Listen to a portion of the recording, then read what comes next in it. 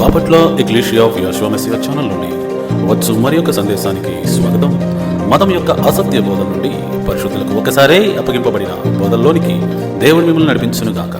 ఈ సందేశం మీకు మీ కుటుంబానికి ఆశీర్వాదకరంగా ఉంటుంది గాక. వార్త సమయం సందేశానికి స్వాగతం. ఈ రోజున యేసు ప్రభువారు చెప్పిన శుభవార్త చాలా తక్కువగా వినబడుతోంది. చాలా తక్కువగా. ఆయన ఊరూరా గ్రామం తిరిగి ఒక్కటే శుభవార్త ప్రకటించారు. అది దేవుని రాజ్య శుభవార్త. అయితే ఈ రోజున ఆ శుభవార్త ఎక్కడ ప్రకటించబడలేదు. దేవుని రాజ్య శుభవార్తని ప్రభువారు ప్రకటించారు. అర్థం కాని వాళ్ళ కోసం ఎన్నో ఉపమానాలు చెప్పారు. అంటారండి, దేవుని రాజ్యం అంటే ఫలానా అని, దేవుని రాజ్యం అంటే ఫలానా అని, ఈస్ట్ అని. పరలోక రాజ్యము ఒక మంచి విత్తనములు విత్తిన ఒక మనిషిని పోలి ఉన్నది. తర్వాత పరలోక రాజ్యము ఆవగింజను పోలి ఉన్నది. ఆ తర్వాత పొలములో దాచబడిన ధనమును పోలి ఉన్నది. పరలోక రాజ్యము మంచి ముత్యములను కొనవెదుగుతున్న వర్తకుని పోలి ఉన్నది. పరలోక రాజ్యము ఒక వలని, సముద్రంలో వేసే వలని పోలి ఉన్నది. ఎన్ని రకాలుగా యేసుప్రభువు వారు ఒక విషయాన్ని మన యొద్దకి తీసుకురావాలని ప్రయత్నించాడు. అదే దేవుని రాజ్య శుభవార్త. అయితే ఈ లోకం మాయలో పడిపోయి, అపవాది మాయలో పడిపోయి వేరే శుభవార్తకి వెళ్ళిపోవడం మనం చూస్తూ ఉన్నాం. ఈరోజు సిలువ శుభవార్త, అలాగే మరియమ్మ తల్లి శుభవార్త, అలాగే రకరకాల శుభవార్తలు, ఎన్నెన్నో దేవుని వాక్యంలో లేని శుభవార్తలు పుట్టుకొచ్చాయి, ముఖ్యంగా 4వ శతాబ్దం నుంచి. సో కాబట్టి నిజమైన శుభవార్త ఎవరికైతే అందలేదో నిజమైన మార్పు రాదు, నిజమైన ఆశీర్వాదాలు రావు, నిజమైన బాప్తీసం జరగదు, అన్నీ నిజంగా జరగవు, ఫేక్గా జరుగుతాయి అన్నమాట.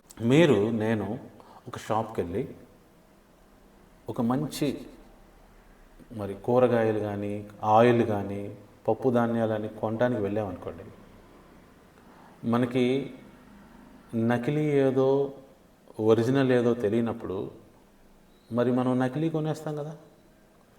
నకిలీ కొని తెచ్చుకొని అది పప్పు అనుకొని, అది కూర అనుకొని తినటం వల్ల మన బాడీలో ఏమన్నా ఉపయోగం ఉంటుందా?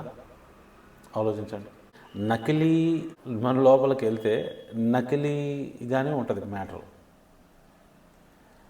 నేను అదే చెప్తున్నా. ఈ రోజున యేసుక్రీస్తు సంబంధులు అనే ఈ క్రైస్తవులను ఒకసారి గమనించండి. వారిలో నీతి ఉన్నదా? నిజాయితీ ఉన్నదా? విశ్వాస పాత్రులుగా ఉన్నారా? అందరూ గమనించాలి. అన్యాయం చేయకుండా బతుకుతున్నారా? పాపం చేయకుండా ఉంటున్నారా? మనశ్శాంతితో ఉంటున్నారా? మనస్సాక్షితో ఉంటున్నారా? ఇవన్నీ కూడా నకిలీ చేయొచ్చు. తెలుసా మీకు? ఇవన్నీ నకిలీ చేయొచ్చు. నేనేం చెప్తున్నాను, ఇంత నకిలీ అవడానికి గల కారణం నకిలీ శుభవార్త. నిజంగా యేసు ప్రభువారు ప్రకటించిన శుభవార్త మనకు అర్థం కావాలి. అర్థమైన రోజునే మనలో కూడా ఒరిజినల్ మార్పు వస్తుంది. లేకపోతే అందరూ దొంగలుగా ఉంటారండి. దొంగ మనసు. ఎవరైతే దొంగ మనసుతో ఉంటున్నారో వాళ్ళు నకిలీ వ్యక్తులు. ప్రభువారికి నకిలీ వ్యక్తులు వద్దంట. జెన్యూన్గా ఒరిజినల్ వ్యక్తులు కావాలంట. అందుకే ఆయన ఒరిజినల్ రాజ్యం సృష్టించాడు. అదే దేవుని రాజ్యము. అందులోకి నకిలీలు వద్దంట. సో ముందు నకిలీల గురించి మనకు తెలియకపోతే ఒరిజినల్ది ఎలా గుర్తుపడతాం? లేకపోతే ఒరిజినల్ది ఎలా ఉంటుందో తెలియకపోతే నకిలీది ఎట్లా గుర్తుపడతాం? ముందు ఈ రెండు తెలియాలి కదా. అందుకోసం ప్రభువారు ఏమి ఇచ్చారు? దేవుని వాక్యం ఇచ్చారు. దేవుని వాక్యంలో తెలుపబడి ఉండకపోతే దాన్ని ఎందుకు నమ్మాలి? ఎవరైనా ఎందుకు నమ్మాలి చెప్పండి? దేవుని వాక్యంలో యేసు ప్రభువారు ఈ శుభవార్త కదా చెప్పింది, దేవుని రాజ్య శుభవార్త. అదేదో తెలుసుకోవడానికి ప్రయత్నించాలి, కానీ నీ సొంతగా వెళ్ళిపోతే ఎట్లా? మనందరం గమనించాలి. వింటున్న ప్రతి ఒక్కరిని నేను మీ మనసుని టచ్ చేయడానికి ప్రయత్నిస్తున్నా. నీ జీవితంలో నీతి నిజాయితీలు ఉన్నాయి అసలు? న్యాయంగా ప్రవర్తిస్తావు నువ్వు? తమ్ముడు తనోడైనా న్యాయం చెప్పాలంటారు. చెప్తారా మీరు? న్యాయంగా ఎప్పుడైనా ప్రవర్తించడం జరుగుతుందా మీ జీవితంలో? అందరూ ఈ విషయాన్ని గమనించాలి. ఎందుకు జరగట్లేదంటే అందరూ కన్నింగ్గా, మ్యానిపులేటివ్గా ఎందుకు ఉంటున్నారో తెలుసా? వారు దేనికైతే కట్టుబడ్డారో దానికి నిలబడలేకపోతున్నారో తెలుసా? ఎందుకంటే వారు నకిలీ జ్ఞానాన్ని సంపాదించారు, నకిలీ సువార్తను విన్నారు, నకిలీ. అందుకే వారి జీవితంలో అంతా ఫేక్ మాత్రమే జరుగుతుంది, ఒరిజినల్గా ఏం జరగట్లేదు. సో పాయింట్ ఏంటి? మీరు తినేది నకిలీ అయితే నకిలీ ఆరోగ్యం వచ్చింది అంటే నిజంగా ఆరోగ్యం రాదు, వ్యాధుల బారిన పడతారు. మీరు తినేది ఒరిజినల్ అయితే ఒరిజినల్గా ఆరోగ్యం వస్తుంది. మీరు వినే వాక్యం ఒరిజినల్ వాక్యం అయితే మీకు ఒరిజినల్గా అన్నీ జరుగుతాయి. చాలామంది నీటిలో మునిగి మేము బాప్తిసం పొందామనుకుంటున్నారు. అది బాప్తిసం ఎలా అవుతుంది? బాప్తిసం గురించి అర్థమే తెలియకుండా సరే ఎవరు పడితే వాళ్ళు బాప్తిసం ఇస్తే బాప్తిసం ఎలా అవుతుంది? దేవుని యాజకుడు ఎవరు? బాప్తిసం ఇచ్చి యోహాను లాగా ఇవ్వాలి. ఆయన తర్వాత ఆయన శిష్యులు ఇవ్వాలి. యేసు ప్రభువారు బాప్తిసం తీసుకున్నారు, ఇతరులకి బాప్తిసం ఇచ్చాడు. దేవుని మార్గంలో ఉన్నవాళ్ళు మాత్రమే బాప్తిసం ఇవ్వాలి, ఎవరు పడితే వాళ్ళు ఇవ్వకూడదు. నిజమైన యాజకులు మాత్రమే బాప్తిసం ఇవ్వాలి, ఎవరు పడితే వాళ్ళు ఇవ్వకూడదు. సో అందుకే ఏమవుతుంది? సువార్త తప్పు, బాప్తిసం ఇచ్చేవాళ్ళు తప్పు, కాబట్టి మార్పు అనేది రాదు. ఎక్కడ వేసిన గొంగలు అక్కడే ఉంటుంది. కుటుంబంలో కూడా మార్పు రాదు. దొంగ మాటలు, దొంగ ప్రవర్తన, manipulative language, manipulative behaviour, so ఇవన్నీ అక్కడెక్కడే ఉంటాయి. హృదయంలో ఆ నీతి స్వభావం, ఆ నిజాయితీ స్వభావం, ఆ విశ్వాస పాత్రుడిగా జీవించగలిగే కెపాసిటీ రావు. ఎందుకు వస్తే? నిజమైన శుభవార్త మాత్రమే ఇది కలుగజేస్తుంది. సో నిజమైన శుభవార్త వినాలి, ఈ రోజున వినాలి. ఏంటి నిజమైన శుభవార్త? నిజమైన శుభవార్త ఏంటంటే ఒక వ్యక్తి దేవుని రాజ్యము అనే దేశంలోకి ప్రవేశించడానికి సిటిజన్షిప్ ఓపెన్ చేయబడింది, డోర్లు ఓపెన్ చేయబడ్డాయి. ఎవరైతే అర్హత సాధిస్తారో అందులోకి ప్రవేశిస్తారు. మనందరికీ సహజంగానే అర్హత లేదు. ఆదాం అర్హత కోల్పోతేనే కదా ఏదైనా తోటలో నుంచి బయటికి నెట్టేసింది. అందరికీ అర్థమవుతుందా? ఎవరికైతే అర్హత లేదో వారు బలవంతంగా ఏదైనా పొజిషన్ తెచ్చుకున్నా కూడా అది తలకాయ నొప్పే అవుతుంది, అదేం ఉపయోగపడదు. దేవుని రాజ్యానికి ఎవరైతే రావాలనుకుంటున్నారో వారు ముందు దేవుని రాజ్యం గురించి వినాలి, దాని పరిస్థితి ఏంటో తెలుసుకోవాలి, అది ఎందుకు మానవులకు ఆఫర్ చేయబడిందో తెలుసుకోవాలి, అది శుభవార్త ఎందుకైందో కూడా తెలుసుకోవాలి. ఇవన్నీ తెలియకుండా ఒక వ్యక్తి ఏం మారుతాడండి? ఏం మారడు. మత్తయి సువార్త 13వ అధ్యాయము 34వ వచనం యేసుప్రభువు వారు పలికిన మాటలు. నేను నోరు తెరిచి ఉపమాన రీతిగా బోధించేదను, లోకం పుట్టినది మొదలుకొని మరుగు చేయబడిన సంగతులు తెలియజెప్పేదను అని ప్రవక్త చెప్పిన మాట నెరవేరినట్లు యేసు ఈ సంగతులన్నిటినీ జన సమూహమునకు ఉపమాన రీతిగా బోధించెను. ఉపమానము లేక వారికేమీ బోధింపలేదు. సో స్ట్రైట్గా పాయింట్లోకి వస్తే ఎవరికి ఏం అర్థం కాదు. అందుకే ప్రవక్త చెప్పినట్టుగా ఉపమాన రీతిగా బోధిస్తున్నాడు. అక్కడ మ్యాటర్ ఏంటంటే అలా అండర్లైన్ చేసుకోండి. లోకము పుట్టినది మొదలుకొని మరుగు చేయబడిన సంగతులు. నువ్వెవరు? ఇండియాలోనే ఎందుకు పుట్టావు? నల్లగా ఎందుకు పుట్టావు? ఈ తల్లిదండ్రులకి ఎందుకు పుట్టావు? ఏం చేస్తున్నావు ఇక్కడ? పుట్టకముందు ఎక్కడున్నావు? మరణించిన తర్వాత ఎక్కడికి వెళ్తావు? ఏంటి ఈ గందరగోళ పరిస్థితి ఈ లోకంలో? అర్థం పర్థం లేని పనులు ఎందుకు చేస్తున్నావు? నువ్వెందుకు చదువుకోవాలి? నువ్వెందుకు ఆహారం తినాలి? నువ్వెందుకు నిద్రపోవాలి? నువ్వెందుకు ఇవన్నీ చేస్తున్నావు? ఎక్కడికి వెళ్తున్నావు నువ్వు? కనీసం ఈ ప్రశ్నలు కూడా వేయలేని పరిస్థితుల్లో మానవులు ఉన్నారండి. మరుగు చేయబడిన వాళ్ళకి ఏదో ఒక గుడ్డెద్దు చెవిలో పడ్డట్టే. జంతువులకి ఆకలి, తినటం, పడుకోవటం, లేకపోవటం ప్రొడక్టివిటీ ఏమైనా ఉందా వాటికి? మానవులు అలా అయిపోయారు, రేసులో పరిగెడుతున్నారు.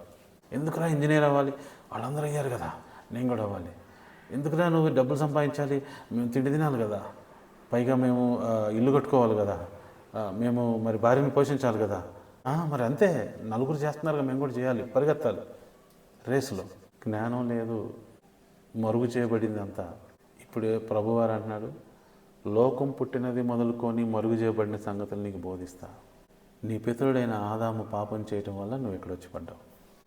నీది ఈ లోకం కాదు, నీది బతుకు కాదు, నీది వేరే బతుకు, వేరే లోకం. కానీ మర్చిపోయావు, లోకం పుట్టినది మొదలుకొని మరుగు చేయబడింది ఆ సంగతి. నేనేమిటి, నా పేరేంటి, మా వంశం ఏంటి, మా కులం ఏంటి, మా మతం ఏంది, మా జాతి ఏంది, అవన్నీ ఏం లేవు. మానవులందరూ సమానం, నలుపు తెలుపు కూడా ఏమీ లేదు. ప్రభువారు ఎలా సృష్టించారో అలా సృష్టించబడ్డారు అంతే. ఈ ప్రపంచంలో ఎన్ని రంగులు ప్రభువారు ఇచ్చాడో అన్ని రంగుల్లో మానవులను ఇచ్చాడు. ఇంకేముంది దానిలో? దేవుని యొక్క వాక్యము నీకు నాకు లోకం పుట్టినది మొదలుకొని మరుగు చేయబడిన సంగతులను తెలియపరుస్తుంది. అది యేసు క్రీస్తు ద్వారా తెలియపరచబడుతుంది.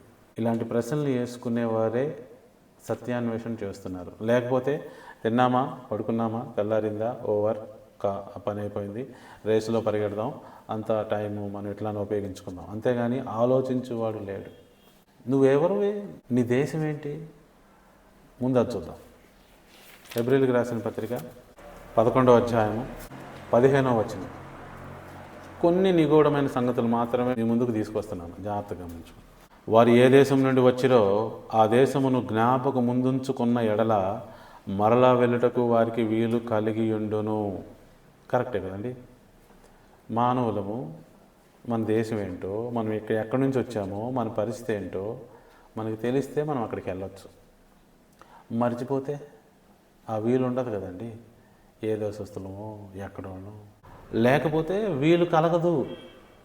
మరి అది లోకం పుట్టినది మొదలుకొని మరుగు చేయబడిన సంగతి. నీవు నేను దేవుని రాజ్యంలో బతుకటానికి సృష్టించబడ్డాము, దేవుని సముఖంలో బతకడానికి సృష్టించబడ్డాము. అయితే ఇక్కడికి వచ్చాం కదా, ఇక్కడ పడిపోయాం కదా, మనం నాలెడ్జ్ పోగొట్టుకున్నాం, మర్చిపోయాం మన దేశాన్ని. దేశం మర్చిపోయి ఎలా ఉన్నాము? రోమీయులకు రాసిన పత్రిక 3వ అధ్యాయం 10వ వచనం నుంచి ఇందుని గురించి రాయబడింది ఏమనగా, నీతిమంతుడు లేడు, ఒక్కడు లేడు. నీతిమంతుడు లేడంట, ఒక్కడు కూడా లేడు. పాయింట్ ఏంటంటే, గ్రహించువాడెవడును లేడు, దేవుని వెతుకువాడెవడును లేడు. ఇదిగో ఈ దేవుని వెతుకువాడు, ఈ గ్రహించువాడు, వీడు సత్యాన్వేషి. సత్యాన్ని వెతికేవాడేడి? ఎక్కడండి సత్యాన్ని వెతికేవాడేడి? గ్రహించేవాడును సత్యాన్ని వెతికేవాడు ఎక్కడా లేడు. అందరూ త్రోవ తప్పి ఏకముగా పలికిమాలిన వారైరి. అంతే. ఇక్కడ నీతిమంతుడు ఉన్నాడు, లేడని చెప్తున్నాడు కదా. ఎందుకని? This environment is not hours, మనది కాదు.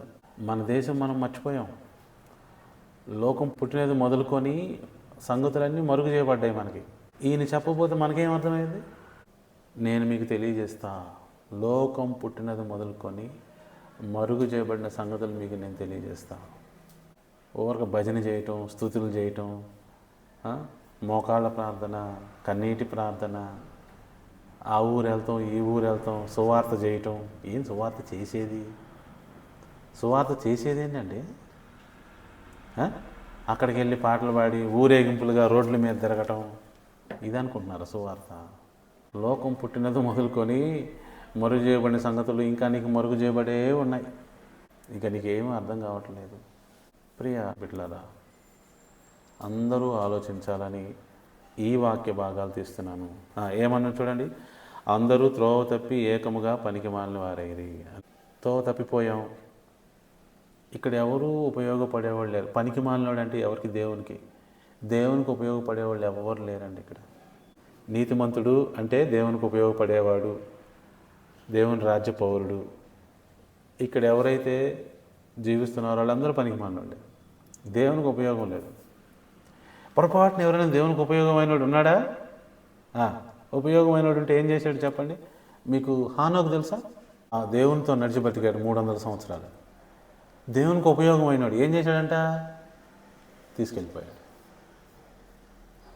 దేవునికి ఉపయోగమైనవాడిని తీసుకెళ్ళిపోతాడు ఆయన. ఇక్కడ వద్దు నువ్వు ఇంకా. ఏలియా తెలుసా? ఏలియా పవర్ఫుల్ ప్రవక్త, ఆయన కూడా తీసుకెళ్ళిపోయాడు. దేవుని కోసం నిజంగా నీతిగా బతికేవాళ్ళు ఆయనకి కావాలి. అప్పుడప్పుడు అక్కడక్కడ బతికారు, వాళ్ళు తీసుకెళ్ళిపోయాడు ఆయన. ఆయనకు కావాలి. ఇప్పుడు నీతిమంతుడు కావాలి. నీతిమంతుడు ఒక్కడు లేడు ఇక్కడ. ఈ దేశంలో నీతిమంతుడు ఉండడు. ఇది అన్యాయపు దేశం, అక్రమమైన దేశం. దేశం అంటే నా ఉద్దేశం ఈ లోకము. ఈ లోకపు అధికారి వేరు, బైబిల్ చెప్తుంది. సో పాయింట్ మిస్ అవ్వకూడదు. లోకం పుట్టినది మొదలుకొని మరుగు చేయబడిన సంగతులు ఇవన్నీ.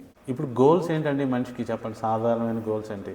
మంచి ఉద్యోగం కావాలి, మంచి భార్య కావాలి, ఒక ఫ్యామిలీ కావాలి, ఇంట్లో అన్ని హంగులు ఆర్భాటాలు ఉండాలి, చక్కగా సరదాగా గడిచిపోవాలి. అదే లైఫ్? ఏంటి లైఫ్? చాలామంది హిమాలయాలకి కొన్ని మౌనమైన ప్లేస్లోకి వెళ్తూ ఉంటారు. ఎందుకో తెలుసా?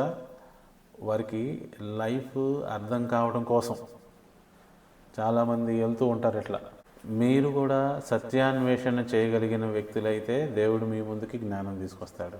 ఏంటిది, ఏం జరుగుతుంది అని. అందరూ ఏకముగా పనికి మాలినవారైరి అంటే దేవునికి ఉపయోగం లేని వాళ్ళు అయిపోయారు.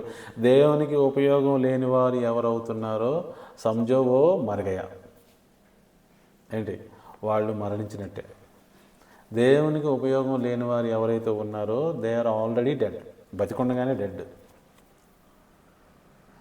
ఒక స్టేట్మెంట్ అన్నాను నేను, గుర్తుందా మీ అందరికీ?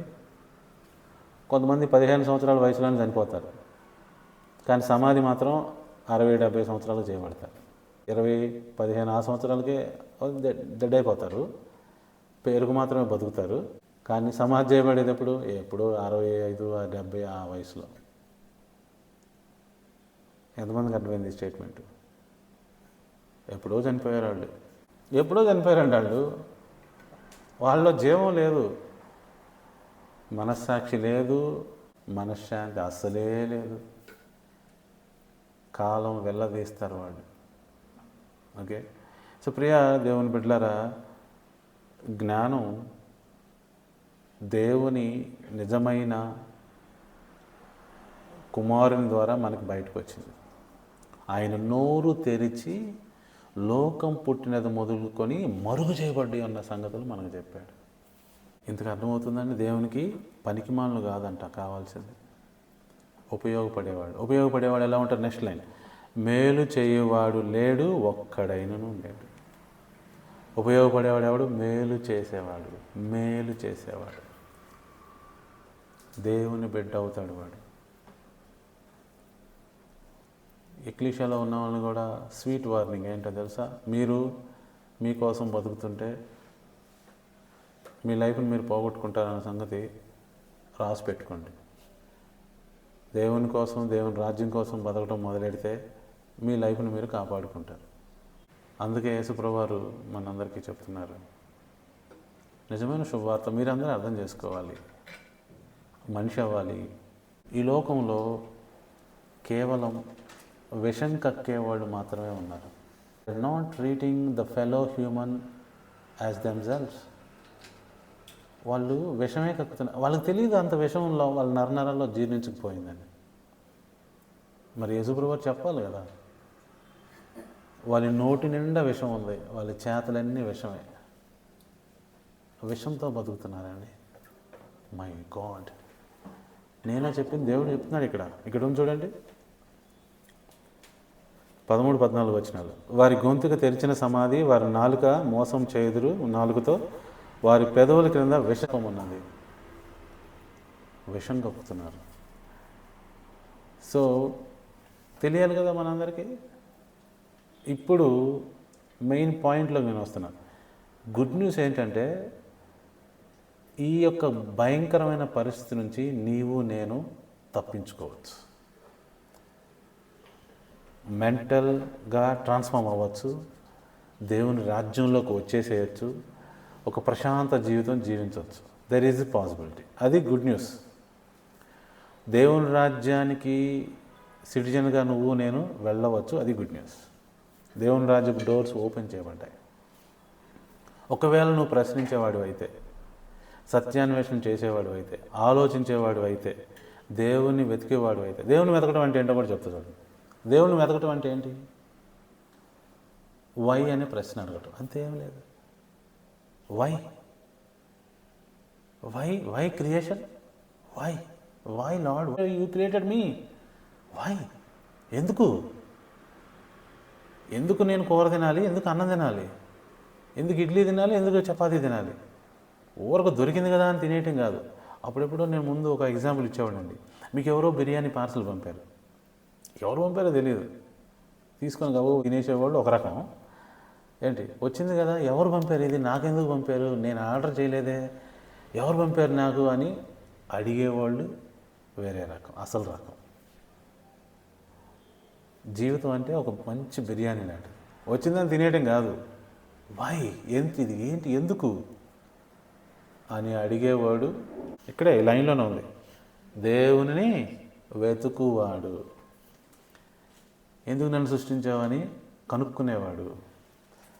ఎందుకు ప్రభా నన్ను ఎందుకు విజయ్ కుమార్ నేను ఎందుకు ఇక్కడ, ఏం చేయాలి ప్రభా, నన్ను ఎందుకు సృష్టించా? వచ్చింది కదా అని తినేయటం కాదు, ఎందుకో తెలుసుకోవాలన్న ఆలోచన. సో అలాంటి వాడు ఎవరిని ఎదుగుతున్నారు? సోర్స్ని ఎదుగుతున్నాం. సోర్స్ అంటే మూలము, మూలము అంటే గాడ్. గాడ్ అంటే సృష్టికర్త. మీరు ఎప్పుడైనా ఎతికారా? ఎందుకని అడిగారా? ఎందుకు పెళ్ళి ఎందుకు? ఇప్పుడు చాలామంది పెళ్లి చేసుకొని సెక్స్ అది ఇది అంటారు కదా, దానిలో అంత మజా ఎందుకు ఉంది? ఎప్పుడన్నా ఆలోచించారా? ఎందుకు పెట్టాడు దేవుడు అందులో? ఏమి పాపం చేస్తామని చాలామందికి తెలియదు. వై అని అడిగితే కదా, బురద కోళ్ళే ఎక్కువ మంది. అక్కడ చెప్పారు కదా, అనేక మంది పనికిమాలిన బురద కోళ్ళే ఎక్కువ మంది, ఆలోచించేవారు చాలా తక్కువ మంది. దేవుణ్ణి వెతుకువారు ఎవరు అంటే వై అనే ప్రశ్న వేసేవాడు.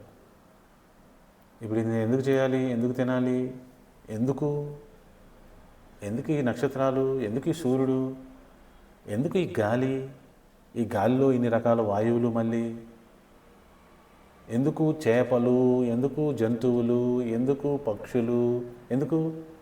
చూసారా, మానవుని సృష్టించే ముందే ప్రభువు ఎన్విరాన్మెంట్ సెట్ చేశాడు, ఆ తర్వాత మానవుని సృష్టించి అందులో పెట్టాడు. ఎందుకు అని అడగండి, అందరూ అడగండి, ఎందుకు అనండి, ఎందుకు. అలా అడిగిన వాడు ఏదో వెతుకుతున్నాడు, ఏదో తెలియాలి వాడికి. దేవుని వెతుకువారు ఏరి అని అంటారు, దేవుని వాక్యంలో ఉంటారు. యేసుప్రభు ఒక 10 మందిని కుష్ఠరోగం అనుకుంటుంది, కుష్ఠరోగాన్ని స్వస్థపరుస్తాడు. ఒక్కడు మాత్రమే వెనక్కి తిరిగి వెళ్తాడు యేసుప్రభు దగ్గరికి, మిగతా 9 మంది వెళ్ళిపోతారు. వింటున్నారన్నమాట. ఆ ఒక్కడు వచ్చినప్పుడు యేసుప్రభు అంటారు, మిగతా 9 మంది ఏరే అంటాడు. మీరు అర్థం చేసుకోవచ్చు, ఈ ఒక్కడే దేవుణ్ణి వెతికేవాడు, వై అని ప్రశ్నించేవాడు. మిగతా 9 మంది వచ్చిన బిర్యానీని తినేసి వెళ్ళిపోయేవాడు. బిర్యానీ ఏదో పంపారు, మీకు పార్సల్ వచ్చింది, ఫ్యామిలీ ప్యాక్, భలే ఉంది, తినేశారు. కానీ ఎవరు పంపారు, ఎందుకు పంపారు అని అడగకుండా తినేసిందేమో ఆ 9 మంది. వై, ఎందుకు నాకు ఈ పార్సల్ వచ్చింది, ఎవరు పంపారని అడిగినాడు ఈ ఒక్కడు. అడిగి యేసుప్రభు వెనక్కి వస్తాడు, థ్యాంక్స్ అయ్యా, నన్ను స్వస్థపరిచినందుకు, నువ్వు దీని మీద శక్తి కలిగిన వాడివి అని. మనము వివేకవంతులము కావాలని యేసుప్రభు వచ్చాడు. సో పాయింట్ ఏంటి? లోకం పుట్టినది మొదలుకొని మరుగు చేయబడిన సంగతులు ఏంటి? అయితే అనేక మంది దొంగలు వచ్చారంట యేసుప్రభు వారికి ముందు. వాళ్ళు ఎలాంటి వారు? వారు మందని కనికరించరు, దొంగలు కదా, ఎందుకు వస్తారు? దోచుకోవడానికి వస్తారు. So in the name of God, in the name of good, in the name of all good benefits they will come, but they won't do any benefit to any one. వాళ్ళు దేవుని పేరట వస్తారు, మేలేం చేయరంటాడు. వాళ్ళు దోచుకోవటానికి వచ్చారు. అలాంటిగా వచ్చిందే ఏంటి? క్రైస్తవ మతం. రిలీజన్ లేదు, రిలీజియస్ ఆచారాలు లేవు, ఇందులో ఒక రాజ్యం ఉన్నది. యేసుప్రభువారు కూడా రాజ్యమే చెప్పాడు. యేసుప్రభువారు ఆనాటి మత బోధకులకు వ్యతిరేకం యేసుప్రభువారు, మతానికి వ్యతిరేకం యేసుప్రభువారు. ఈనాడు మతాన్ని అంగీకరిస్తాడా? ఆనాడు వాళ్ళు దేవుని ఆజ్ఞలు వదిలేసి పిచ్చి పిచ్చిగా మాట్లాడుతుంటే వాళ్ళనే క్షమించని యేసుప్రభువారు ఈ రోజున దేవుని వాక్యం వదిలేసి, దేవుని ఆజ్ఞలు వదిలేసి ఇష్టానుసారంగా పండుగలు, ఇష్టానుసారంగా ఆచారాలు పెట్టుకుంటే ఊరుకుంటాడా? No no no. అందరూ ఆలోచించాలి. వాక్యము అంటే దేవుని మాట. దేవుని మాట అంటే దేవుని ఆజ్ఞ. సో ఆజ్ఞ ఎవరిస్తారు? అధికారిస్తాడు. నాకెవరిస్తాడని ఆజ్ఞ అనండి. మనకెవరిస్తారు ఆజ్ఞ? మన అధికారి తప్ప మనకి ఎవరైనా ఇస్తే ఊరుకుంటామా? మనం వింటామా? మన అధికారి మనకి ఆజ్ఞిస్తాడు. అందుకే దేవుడు అన్నాడు, నేను నీకు ఆజ్ఞాపించుతున్నాను, నువ్వు గనక నా జ్యూరిడిక్షన్లోకి వస్తే, నా యొక్క రాజ్యంలోకి వస్తే నా ఆజ్ఞలు పాటించాలి. లేకపోతే అవసరం లేదు. You go your own way. నువ్వు వెళ్ళు నీ ఇష్టానుసారంగా. లోకం పుట్టినది మొదలుకొని మరుగు చేయబడిన సంగతులు. ఎక్కడికి వెళ్తున్నాం మనం? What is happening here? Priya దేవుని బిడ్డలారా, సో డోర్స్ ఓపెన్ చేయబడియండి. ఇప్పుడు లూకా సువార్త 17వ అధ్యాయం 20వ వచనం తీయండి అందరూ. దేవుని రాజ్యం ఎప్పుడు వచ్చునని పరిసయ్యులు ఆయనను అడిగినప్పుడు, ఆయన దేవుని రాజ్యం ప్రత్యక్షంగా రాదు, ఎందుకనగా ఇదిగో దేవుని రాజ్యము మీ మధ్యనే ఉన్నది, కనుక ఇదిగో ఇక్కడ అని అదిగో అక్కడ అని చెప్ప వీలు పడదని వారికి ఉత్తరం ఇచ్చాను. సో ఇది అర్థం చేసుకోవాల్సింది చాలా లోతైనదిగా ఉంది. కొన్ని ట్రాన్స్లేషన్స్లో దీన్ని మాడిఫై చేశారు, ఎట్లా చేశారు. ఓకే, దీన్ని ఒరిజినల్ గ్రీక్లో చక్కగా చూసి ప్రతి పదాన్ని స్టడీ చేసి తెలుసుకోవాలి. ముందు బ్యాక్గ్రౌండ్ నాలెడ్జ్ ఉంటే కదా ఈ విషయం అర్థం అవడానికి. చూడండి, every information is always related to background knowledge. ముందు నాలెడ్జ్ తెలియకుండా తర్వాత నాలెడ్జ్ తెలియదండి. ఓకే, టైర్లు గ్యాసు తెలియకుండా గాలి తీయటం తెలియదండి. టైర్లు గ్యాస్ కొట్టించుకోవటాలు, సైకిల్ పంపు ఇవన్నీ తెలియకుండా గాలి తీసాడు రా వీడు తెలియదు. ముందు ఇన్ఫర్మేషన్ ఉంటేనే లేటర్ ఇన్ఫర్మేషన్ అర్థమైంది. ఇది ప్రిన్సిపల్, రాసుకోండి ఈ ప్రిన్సిపల్. ఫస్ట్ ఇన్ఫర్మేషన్ ఉంటేనే లేటర్ ఇన్ఫర్మేషన్ ఉంటుంది, లేకపోతే అర్థమవుతుంది. నీకు బేసిక్స్ తెలియకుండా లేటర్ ఇన్ఫర్మేషన్ అర్థం అవడానికి అవకాశమే లేదు. ఎంతమంది అర్థమైంది? ఇది చాలా ఇంపార్టెంట్. సో ముందు బేసిక్ తెలియాలి. ఇప్పుడు దాకా నేను అదే చెప్పడానికి ప్రయత్నించాను. ఇప్పుడు లేటర్ ఇన్ఫర్మేషన్ తెలియాలి. బేసిక్స్ తెలియకుండా దానికి రిలేటెడ్ ఉన్న లేటర్ ఇన్ఫర్మేషన్ తెలియదు. పాత నిబంధన ఎవరికైతే అర్థం కాలేదో కొత్త నిబంధన అసలు ఏం అర్థం కాదని అర్థం. ఏంటి? పాత నిబంధన అర్థం కాని వారికి కొత్త నిబంధన అర్థం కాదు. ఇది ఫిక్స్డ్. ఎందుకంటే పాత నిబంధనలో ఉన్న వచనాలన్నిటినీ కోట్ చేస్తూ రాశారు కొత్త నిబంధన. ఆ ప్రాతిపదిక మీదనే కొత్త నిబంధన పుస్తకాలు సెలెక్ట్ చేయబడ్డాయి, కొన్ని రిజెక్ట్ చేయబడ్డాయి. ఎంతమందికి అర్థమైంది? ఏంటి? పాత నిబంధనలో ఉన్న వచనాల్ని కోట్ చేస్తూ బేస్ చేస్తూ కొత్త నిబంధన పుస్తకాలు రాయబడ్డాయి. అది మనకి తెలియకపోతే ఈ లింక్ మిస్ అయింది. ఈ లింక్ మిస్ అయినప్పుడు మొత్తం మిస్ అయిపోద్ది. ఇప్పుడు దేవుని రాజ్యము అంటే ఏంటి? దేవుని రాజ్యము ఇశ్రాయేలుకి ఇచ్చింది ఏంటి? దేవుని రాజ్యం కదా, దేవుని రాజ్యమే. కాకపోతే అక్కడ ఎలా ఇచ్చారు తెలుసా? వలస రాజ్యం. ఏమంటారు దాన్ని? వలస రాజ్యం అంటే ఇంగ్లీష్లో కాలనీ. అంటే బ్రిటిష్ వాళ్ళు ఒరిజినల్గా అక్కడ లండన్లో ఉన్నారు, ఇంగ్లాండ్లో ఉన్నారు. వాళ్ళు భారతదేశాన్ని తమ వలస రాజ్యంగా ఏర్పాటు చేసుకున్నారు. అలా బ్రిటిష్ వాళ్ళు ప్రపంచవ్యాప్తంగా ఒక 50 వలస రాజ్యాలుగా ఏర్పాటు చేసుకున్నారు. Well in the same way ఇశ్రాయేలుకి ఇచ్చిన రాజ్యం కూడా వలస రాజ్యమే. యాక్చువల్గా రాజ్యం ఏంది? పరలోక రాజ్యం.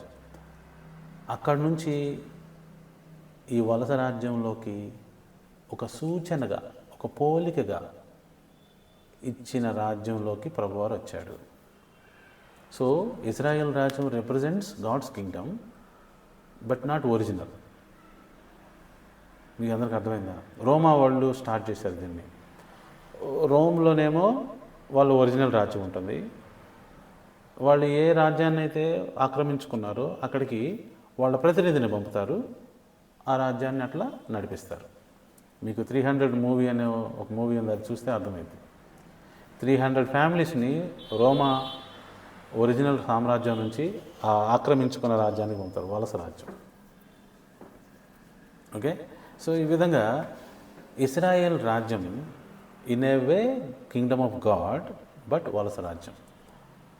అర్థమైంది అందరికీ? సో ఆ రాజ్యము పోగొట్టుకున్నారు ఇశ్రాయేలీలు. అందుకే మన ప్రధాన యాజకుడు పాప పరిహారార్థ బలి రక్తం తీసుకొని ఎక్కడ ప్రవేశించాడు? ఎవరికైనా తెలుసా? పోలికగా ఇవ్వబడిన ఇశ్రాయేల్ రాజ్యంలో కాదు, పరలోకంలోనే ఒరిజినల్ దేవాలయంలోకే ప్రవేశించను అని హెబ్రీలకు రాసిన పత్రికలో రాయబడి ఉంటుంది. దట్ మీన్స్ నిజమైన పరలోక రాజ్యాన్ని యేసు ప్రభువారు తీసుకొచ్చారు. ఇప్పుడు భూమి పైన హెవెన్లో ఉండే ఇన్విజిబుల్ కింగ్డమ్ ఉన్నది ఇక్కడ. యేసు ప్రభువారు దెయ్యములను వెళ్ళగొట్టినప్పుడు ఒక మాట అన్నాడు, దేవుని వేలితో అంటే పరిశుద్ధాత్మ శక్తితో దెయ్యములను వెళ్ళగొడుతున్నాను కాబట్టి, ఇక్కడ జరుగుతున్నాయి కాబట్టి దేవుని రాజ్యం ఇక్కడికి వచ్చి ఉన్నది. ఆ ఒరిజినల్ కింగ్డమ్ ఇక్కడికి వచ్చి ఉన్నది. కాకపోతే అది ఇన్విజిబుల్ కింగ్డమ్ కదా, అది ఇప్పుడు అక్కడ ఉంది ఇక్కడ ఉందని చెప్పబడదు. దేవుని రాజ్యం భూమి మీద ఉన్నది ఇప్పుడు కూడా, దానిలోకి ప్రవేశించేవారు ప్రవేశిస్తూనే ఉన్నారు ఇండివిజువల్గా. సో అదే విషయాన్ని యేసు ప్రభువారు వారికి చెప్తున్నారు. దేవుని రాజ్యము ఎప్పుడు వచ్చునని పరిసయ్యులు అడుగుతున్నారు ఇక్కడ. ఎందుకు? ఈయన మాట్లాడితే దేవుని రాజ్యం వారు చెప్తున్నాడు. యేసు ప్రభువారు ఎక్కడికి వెళ్ళినా దేవుని రాజ్యం వారు చెప్తున్నాడు. తండ్రి గురించి చెప్తున్నాడు, దేవుని రాజ్యం వారు చెప్తున్నాడు. శిష్యులేమో తండ్రిని చూపించమని అడిగారు, వీళ్ళేమో దేవుని రాజ్యం చూపించమని అడిగారు. ఇద్దరికీ సమాధానం చెప్పాడు, కానీ చాలామందికి అర్థం కాలేదు. యేసు ప్రభువారు 3.5 సంవత్సరాల కాలంలో ఎన్ని సమాధానాలు అయితే శిష్యులకు చెప్పాడో అప్పుడు వాళ్ళకి అర్థం కాలేదు. హోలీ స్పిరిట్ పెంతెకొస్తు వచ్చిన తర్వాత, అందరికీ జ్ఞానం వచ్చిన తర్వాత యేసు ప్రభువారు ఈ 3.5 సంవత్సరాల కాలంలో చెప్పినవన్నీ కూడా అప్పుడు అర్థమైనాయి వాళ్ళకి. పేతురు, యాకోబు, యోహాను తీసుకొని మరి ఆ ట్రాన్స్ఫిగరేషన్ కొండపైకి వెళ్తారు. ఆ కొండపైకి వెళ్ళి ఆయన ట్రాన్స్ఫామ్ అవుతారు. అప్పుడు యేసు ప్రభువారు చెప్పిన మాటలు పేతురుకు కానీ యోహానుకు కానీ వాళ్ళకి ఏం అర్థం కాల. ఎప్పుడైతే వీళ్ళు దేవుని రాజ్యంలో ప్రవేశించారో, అంటే యేసు ప్రభువారు పరిశుద్ధాత్మ శక్తి ఇచ్చారో పెంతెకొస్తు దినం తర్వాత, అప్పుడు వాళ్ళకి అవన్నీ బోధపడినవి. ఇప్పుడు ఇక్కడ యేసు ప్రభువారు ఏం చెప్తున్నారు? మీరు అనుకుంటున్నట్టు దేవుని రాజ్యము కంటికి కనబడేలాగా లేదు ఇక్కడ. అక్కడ ఉందని ఇక్కడ ఉందని చెప్పలేము. దానిలోకి అయితే ప్రవేశించవచ్చు నువ్వు. ఒక సమయం వస్తుంది, అప్పుడు వస్తుంది మొత్తం దేవుని రాజ్యం అయిపోద్ది. ఎంతమందికి అర్థమైంది? ఇదే విషయాన్ని ఆయనకు అర్థం కాని విషయాన్ని అర్థమైనప్పుడు ఎలా చెప్పాడు చూడండి. పేతురు రాసిన 2వ పత్రిక 1వ అధ్యాయము. అందరు తీయాలి, ఎందుకంటే ఈ విషయాలు తెలిస్తే కదా. పేతురుకి అర్థం కాని విషయము తర్వాత అర్థమైన తర్వాత ఎంత చక్కగా చెప్తున్నాడో చూడండి. దేవుని రాజ్యంలోకి అఫీషియల్గా ప్రవేశించిన తర్వాత ఎంత చక్కగా చెప్తున్నాడు చూడండి. అఫీషియల్గా ప్రవేశించడం అంటే ఏంటి? When you are anointed by the Holy Spirit of God, that means you are selected. మీరు పరిశుద్ధాత్మ శక్తిని ఎప్పుడైతే పొందుకున్నారో దేవుని రాజ్య పౌరులు అయిపోయారు. అది కూడా చూపిస్తాను మీకు. పేతురు రాసిన 2వ పత్రిక 1వ అధ్యాయము 18వ వచనం. మేము ఆ పరిశుద్ధ పర్వతం మీద ఆయనతో కూడా ఉండిన వారమై ఆ శబ్దము ఆకాశము నుండి రాగా వింటిమి. చూసారా? ఆ పరిశుద్ధ పర్వతం మీద ఉన్న ఆ రోజున వాళ్ళకేం అర్థం లేదు. ఇప్పుడు ఆ అర్థం చెప్తున్నాడు. అక్కడ తండ్రి మాట్లాడాడు. ఎంతమందికి అర్థమైంది? సో కాబట్టి ఇప్పుడు మీరు నేను అందరము దేవుని రాజ్య పౌరులు అవ్వాలి. యేసు ప్రభువారు చెప్తుంది ఏంటంటే, ఇక్కడ దేవుని రాజ్యము ఉన్నది, మీకోసం నేను తీసుకొచ్చాను. యేసు ప్రభువారు అంది ఏంటి? Kingdom of God is at hand. అంటే ఏంటి తెలుసా? ఇది ఇక్కడే ఉంది దేవుని రాజ్యం, ఇక్కడే ఉంది. జాయిన్ అవ్వు, అందులో ప్రవేశించు. ఎఫెసీయులకు రాసిన పత్రిక 1వ అధ్యాయంలోకి రండి. అక్కడ చాలా స్పష్టంగా పౌలు భక్తుడు చెప్పాడు. ఇవన్నీ అందరికీ ఉన్న డౌట్సే, మరి పత్రికల్లో వివరించడం బట్టి మనకి క్లారిటీ వస్తుంది అనమాట. ఇప్పుడు చాలామంది చాలా ప్రశ్నలు అడుగుతారు, మరి వివరించాలి కదా. వివరించడాన్ని బట్టి క్లారిటీ వస్తుంది. పౌలు గారు వివరించారు ఎలా చూడండి. 13వ వచనం నుంచి చదువుతాం. ఎఫెసీ 1వ అధ్యాయము 13వ వచనం. మీరు సత్యవాక్యమును, అంటే దేవుని రాజ్య సువార్తను, ఆ న్యూస్ని, గుడ్ న్యూస్ని, అనగా మీ రక్షణ సువార్తను విని క్రీస్తునందు విశ్వాసం ఉంచి, క్రీస్తు అంటే రాజు, మెస్సయ, వాగ్దానం చేయబడిన ఆత్మచేత ముద్రింపబడితిరి. అదిగోండి, you are officially selected by being anointed by the Holy Spirit of God. దేవుని మహిమకు కీర్తి కలుగుటకై ఆయన సంపాదించుకొనిన ప్రజలకు విమోచనం కలుగు నిమిత్తము ఈ ఆత్మ ఏంటి ముద్రించబడిందే. ఆత్మ మన స్వాస్థ్యమునకు సంచకరువుగా ఉన్నాడు. మనం నిజంగా దేవుని రాజ్య పౌరులు అని చెప్పి గుర్తుగా ఉన్నారు. బయాణ ఇచ్చాడు, అడ్వాన్స్ ఇచ్చాడు. సో ఈ రోజున నీవు నేను దేవుని రాజ్య సువార్త విని, లోకం పుట్టినది మొదలుకొని మరుగు చేయబడిన సంగతులు తెలుసుకొని,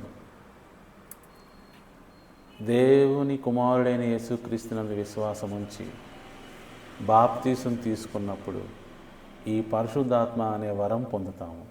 ఇప్పుడు నుంచి పిక్చర్ క్లారిటీగా కనపడుతుంది. అసలు జీవితంలోకి శక్తి వస్తుంది. రోమీయులకు రాసిన పత్రిక 1వ అధ్యాయం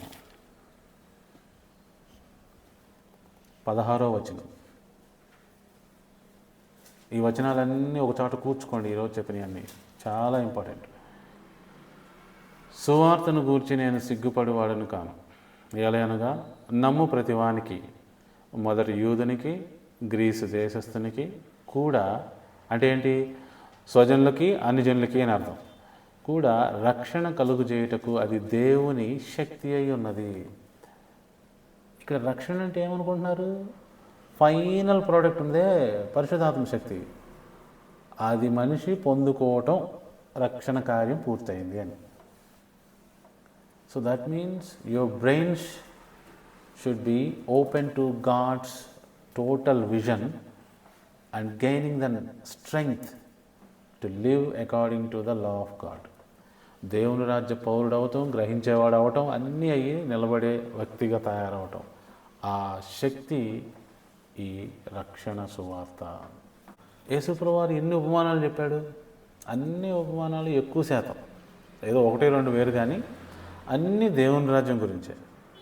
మరి అంత గొప్ప దేవుని రాజ్యాన్ని ఎవరు మిస్ చేశారు ఈ రోజున? ఎవరు మిస్ చేశారు చెప్పండి? ప్రపంచవ్యాప్తంగా నడుస్తున్న రోమన్ క్యాథలిక్స్ తెలుసా?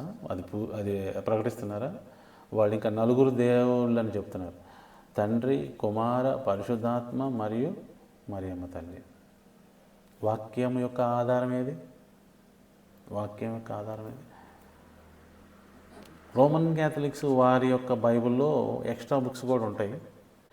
మనం దేవుడు మరి ఇచ్చిన ఈ బైబిల్ ద్వారా మొత్తం పాత నిబంధన గ్రంథంలో 39, కొత్త నిబంధన గ్రంథంలో 27 ఈ పుస్తకాల ద్వారా దేవుని నీతిని, దేవుని ఉద్దేశాన్ని, దేవుని యొక్క ప్రణాళికని తెలుసుకొని, నేనెవరు, ఇక్కడ ఏం చేస్తున్నానన్న సంగతి తెలుసుకొని ఆయన మార్గంలోకి వెళ్ళటం అనేదే నేర్చుకుంటున్నాం. అదే నిజమైన శుభవార్తకు పునాది. ఎంతమందికి అర్థమైందండి? మనము ఈ లోకంలో విషయం తెలియకుండా నశించుకోవటానికి కాదు, విషయం తెలుసుకొని ఏదో ఇక్కడ వచ్చి కూర్చున్నప్పుడు మాత్రమే భక్తిగా ఉండటం కాదండి. వింటున్నారా? ఏదో వారం ఒక గంట కూర్చొని వింటున్నప్పుడు మాత్రమే మంచివాళ్ళుగా మరి శ్రద్ధ కలిగి ఉన్నవాళ్ళుగా ఉండటం కాదు. అనుక్షణము ఈ యొక్క విజన్లో చక్కగా నడుచుకుంటూ వెళ్ళాలి. లేకపోతే ఏమవుతాం, మనం కూడా పనికి మాలిన వారు అవుతాం. ఏ పనికి మాలిన వాడు దేవుని రాజ్య పౌరుడు కాలేడు. ఏమండి? ఏ అనీతిమంతుడు స్వనీతి కలిగిన వాడు దేవుని రాజ్య పౌరుడు కాలేడు. అందుకే మనందరం అర్థం చేసుకొని ఈ లైఫ్ని దేవుడు కుమారుడు పొందుకున్న లైఫ్ లాగా చేసుకోవాలి. దేవుని కుమారుడికి ఏ పొజిషన్ అయితే ఇప్పుడు ఉందో యేసుప్రభు వారికి, అదే పొజిషన్ నీది నాది. దాన్ని మనం సంపాదించాలని దేవుడు ఆకాంక్షిస్తున్నాడు, ఆయన సంకల్పిస్తున్నాడు. కాబట్టి మీలో ఎవ్వరూ తక్కువ కాదు. బహుశా ఈ లోకంలో టాలెంట్ లేకపోవచ్చు, ఈ లోకంలో చదువు లేకపోవచ్చు, ఈ లోకంలో అంత అందంగా కూడా లేకపోవచ్చు. ఏమండి? మీరు అంత ఆస్తికర్తలు కూడా కాకపోవచ్చు, అంత పెద్ద ఉద్యోగం కూడా చేయకపోవచ్చు, మీరు అనామకులుగా కూడా ఉండొచ్చు. అయినా చెప్తున్నా వినండి జాగ్రత్తగా, దేవుడు మనల్ని ఎన్నుకున్నాడు. ఈ లోకం మనల్ని మూర్ఖులు అనుకోవచ్చు, వెర్రివాళ్ళు కూడా అనుకోవచ్చు, అది కూడా అనుకోవచ్చు. అయితే దేవుడు మనల్ని ఎన్నుకున్నాడు.